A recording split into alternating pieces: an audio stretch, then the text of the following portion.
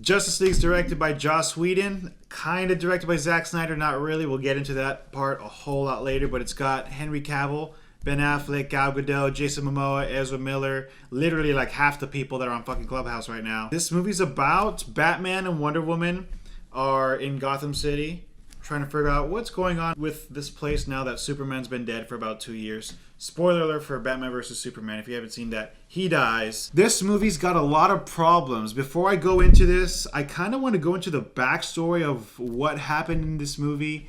Why are there some things that are questionable about it, and what's going to happen later on? Because it's like a whole shebang. Like, it's going to involve this, and I'm going to be doing another video on another Justice League movie, but it's going to be also on HBO Max, directed by another dude. When it says directed, like, imagine if I was working on a project and for some reason I got kicked out of that school mid-project, and there was a kid that was like, you know what, I can kind of finish it and put my name on it, and I think I'll probably get a good grade still. That's kind of what this movie is. It was supposed to be made by Zack Snyder, who is, the writer of the film. And actually, like, this movie should have been in his vision because he made Man of Steel, Batman vs. Superman, and this is the movie that's literally a sequel to Batman vs. Superman. This movie wasn't supposed to be directed by Joss Whedon. Fun fact about this guy, he made Buffy the Vampire Slayer and also directed Avengers 1 and 2.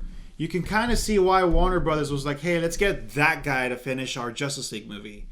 And that was not the way to go, because if you're someone that was watching Batman vs. Superman, you're watching Batman brand people, Superman snapping people's necks, like, it's some really hardcore shit going on in this movie. But then you watch Justice League and you're like, this movie, like, it feels like it's made for 10-year-olds where Batman's making jokes about, like, oh, something's definitely bleeding. And you're like, I really understood why alcoholism took over Ben Affleck's life. So Joss Whedon was pretty much the guy that ended up making this movie, and we were stuck with this shit. Warner Brothers really trusted him with this movie because, hey, guess what? His past two Avengers movies made like $1 billion each plus, right? And this movie's like, hey, we're probably going to make that thing happen. And guess what? It did. It only made like $600 million. So they shot this movie with Zack Snyder originally, right? So they shot this. This took about, 5-6 months to make. And everyone was all ripped, lean, good to go, especially Ben Affleck. He got into some serious shape for this role. And then problems happen, drinking happens, the burgers are flowing, you're not working out because you don't have to be Batman for a little bit. But then you find out, so they're not releasing this movie and we're going to have to shoot all these scenes again with the guy that made Avengers, but I'm 20 pounds heavier and they want me to be Batman tomorrow. There's a picture of him just getting that news, going outside, contemplating it, smoking a cigarette, accepting the reality that this is never going to end unless someone young and fresh takes over. Luckily for him, Robert Pattinson pretty much saved Batman for us. Ray Fisher's the actor that plays Cyborg. He was a Broadway actor for a while, and then they bring him off Broadway to do, Justice League. And I'm like, okay, very interesting. I wonder what they're going to do with this guy. Essentially, Joss Whedon was being abusive on set, pretty much being very dictatorish, rude, smacking people around, literally and figuratively, I guess. And Ray Fisher wasn't having it. He was saying that he was getting slapped around on set, being bitched around, and the Justice League people were like, yeah, that's kind of true, but we kind of signed an NDA, so we can't really say much about it. And now we're in this position. He was speaking out against it. They kind of kicked him off of Flash, because he was supposed to be in the Flash movie, but now he's not. He's out there speaking out against tyrannical directors, and Warner Brothers kind of kicked him off of Cyborg, and now he's jobless, kind of like everyone else on Broadway. This is a story of how Justice League was snatched away from Zack Snyder. Warner Brothers is not really liking what he's doing with Justice League because they saw what Avengers did. They saw the kind of tone they went for, a little bit more lighthearted, nothing crazy. Some serious stuff happens, but it's a very jokey, lighthearted. You could take kids to like an Avengers movie, like Batman vs. Superman. You're like I don't really want a 9-year-old kid seeing Batman branding people. But, like, if I have to, I will. You know what I mean? Justice League doesn't give me that option. Like, this is a Batman that, like, he likes to pet kitties and stuff. Have you ever had a dog, like, oh my god, look at my boy Butch. Like, he's the meanest dog. And then you found out, like, he had, like, testicular cancer. So you had to get his nuts taken away. And then all of a sudden, he just, like, started behaving differently. Like, he was all sleepy. He never did anything cool. Like, he just sat there like a lifeless being. That's what they really did to Batman in this movie. Joss Whedon neutered Batman. Joss Whedon took away Batman's nuts. Joss Whedon's snipped off Batman's balls. All right, so Justice League's about Superman's dead. The world kind of lost a little bit of hope, and they're like, oh man, like our symbol of hope is now dead. And then Batman's like, hope shouldn't die. We need people like him because, you know, he stood for hope. Go fuck yourself, man. You're Batman. Go beat up someone. Basically, he's grieving that, and he has this dream saying that there's an attack coming. This is all shit that happened in Batman vs. Superman. He knew something was coming down the road. Now it's pretty much happening. So Batman's pretty much paranoid at this point, thinking something's going to happen soon. He's got to put together a group of people to stop it. And he gets Aquaman, The Flash, and Wonder Woman to help him out.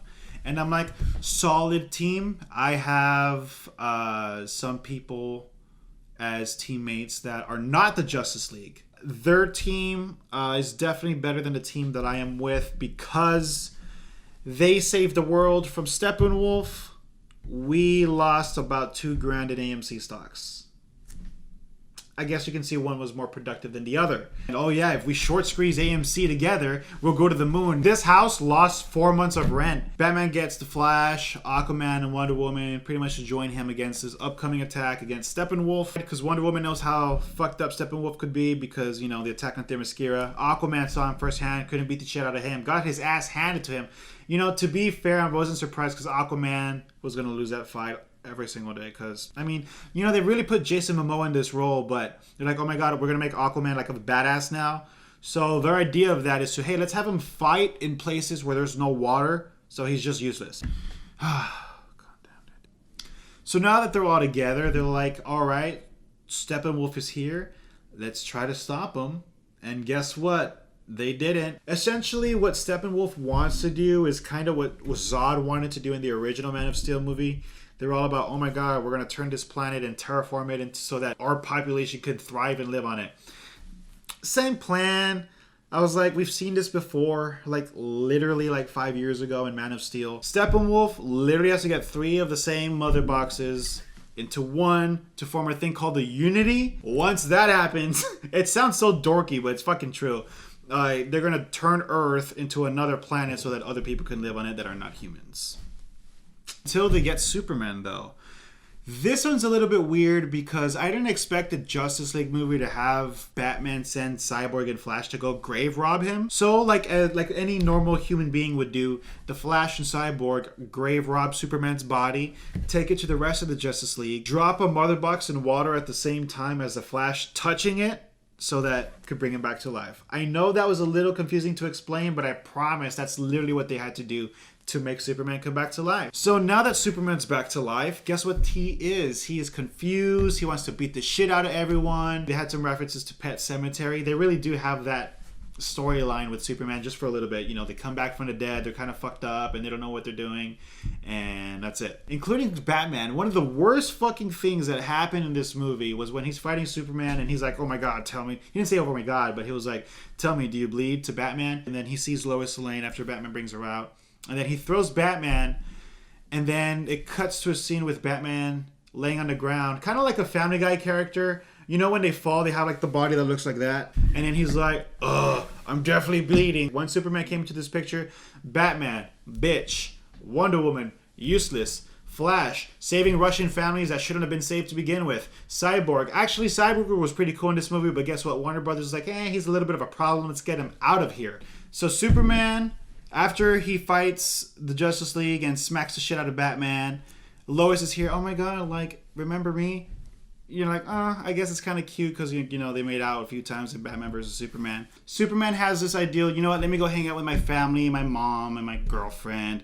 Meanwhile, all my friends, the Justice League, are fighting in Russia against Steppenwolf. It's kind of a shitty fight because Flash, his powers, like, it doesn't look cool to watch him run fast because X-Men did it really badass with Quicksilver. Everything the Flash does is like, he has a cool suit, but half the time he was saving fucking Russian families that shouldn't have been there to begin with. Alright, so the fight scene, everyone's giving their all in this one. You know, Aquaman is like, let me beat the shit out of you with no water. Good job, Aquaman. So Flash is out here saving families that live by a nuclear power plant. And I was like, you know what? They were living next to this nuclear power plant for quite some time now. If the parademons don't get them, radiation poisoning will. Wonder Woman, this movie, she's actually pretty cool. I really hope that Wonder Woman 3 takes place after Justice League. That would be something that I actually want to see. Cyborg's actually pretty useful in this movie because he was actually able to hold a super box. God damn it. Why is it hard for me to say mother box? It's hard to say mother box with Superman, mother box with Superman. Cyborg was a little useful because he was actually able to hold open a mother box with Superman. It looked like it was hard to do because, like, I mean, if Superman's having a tough time with it, I'm pretty sure Cyborg's having a tough time holding open a fucking mother box. Apart from everyone being useless, I really do feel like a little shitted out of a good movie. Like, I really wish I was gonna get like an original version of the director saying, hey, you know what, this is my version of this fucking movie, I made this shit and you're gonna sit down and watch it. I really wish that was gonna happen. Luckily for me, my wish just came fucking true, and Zack Snyder just messaged me right now because he's my best friend on Clubhouse. Also, I know I said Pedro Pascal was, but I kicked him off after he did fucking WWE 84. I was like, life is good, but it can be better. So at the end of the fight, Superman is beating the shit out of Steppenwolf. It's like, you know, your generic Superman fight scene's gonna be, and then Batman's in the back just doing pest control. And then after he beats the shit out of him, we have our movie.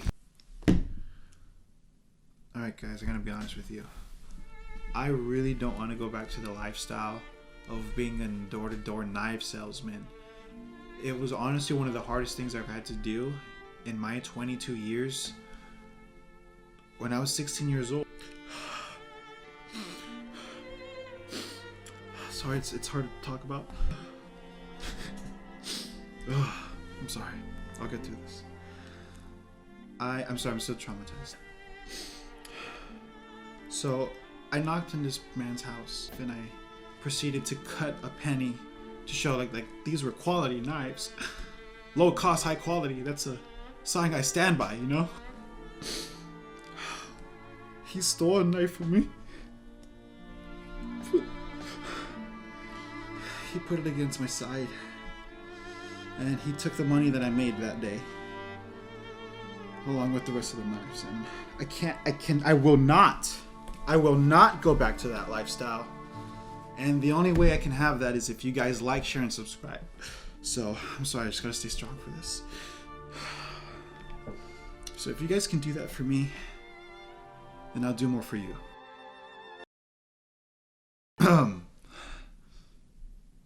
Alright guys, I'm gonna be honest with you. I cannot go back to that lifestyle of being a knife door-to-door salesman. That was a very hard life for me. That wasn't something that I intended to do for the rest of my life.